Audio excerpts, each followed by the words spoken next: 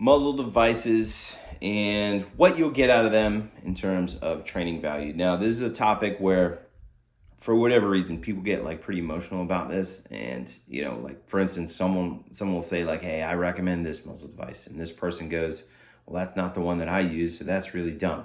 And because it's really dumb, I'm gonna say to use a different one. And it's almost like this click uses this click uses that. And it's like, if you're like just looking for answers in terms of training and what would be best for you, it's like you never really find that answer, because you just see people like, no, this is what I use, and they get really emotional about it. So it's really weird.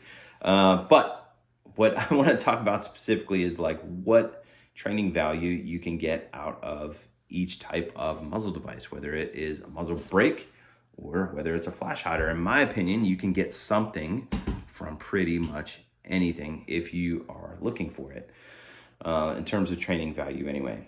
So I'm not going to talk about like which one you should use for your job. That's for you to decide. You know, if you're like law enforcement, this would probably be not too great for you. But if you shoot like 3-gun, 2-gun, then by all means, like the muzzle brake is probably the way to go, etc. But what training value can you get out of each one? Because again, if you're looking, you can learn something from each one, and the things that you'll learn from each one will be transferable to either setup. So talk about the flash hider first. This is going to be the one that I recommend the most, and it's the one that I recommend the most because it doesn't do anything for you in terms of how the gun returns. It doesn't delete recoil, and it doesn't, you know, drive the muzzle in one direction. So if you are training with this type of setup, you know, flash hider, duty style rifle, and you are looking at mount specifically, there's not anything that this gun is going to do for you to help you mount the gun better. Whereas, you know, something like this, like deletes recoil, or a muzzle device that pushes the muzzle down as it rises, is like that's doing something for you.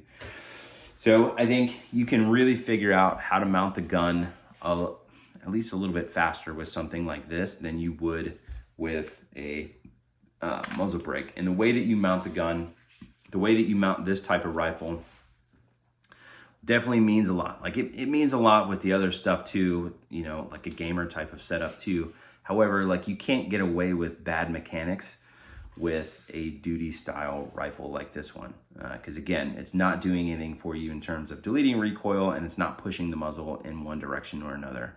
So if you are trying to figure out, again, how to mount the rifle properly, this would be the setup that I would want to go train with. I think there's a shitload of training value in something like this type of setup with a flash hider.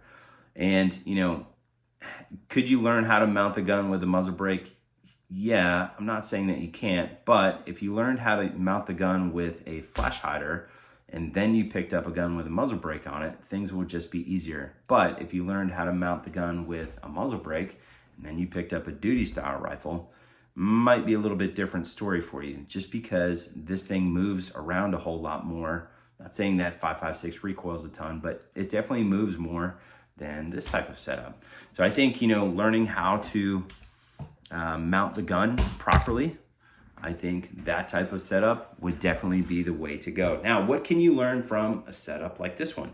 So this one has a dual port muzzle brake. It's got a SLR adjustable gas block, as well as a Voltor A5 buffer system. Like, this gun doesn't move at all. So can you learn anything from this? Absolutely you can. You can definitely learn stuff from this. However, they're just going to be a little bit different from the things that you would learn from the duty style gun, right?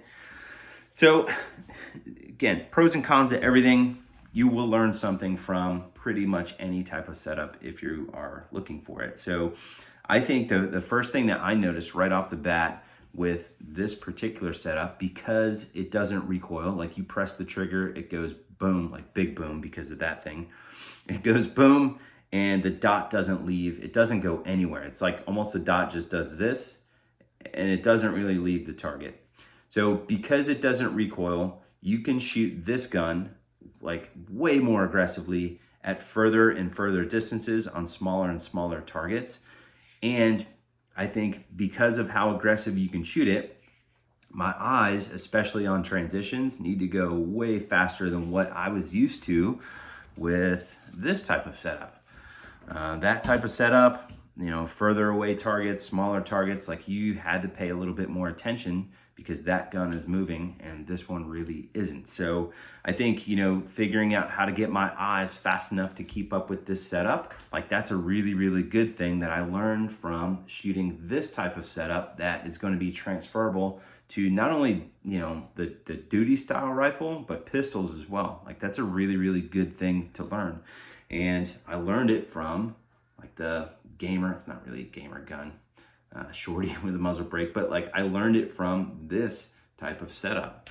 And it's not something that I would have learned from that type of setup, like duty style rifle.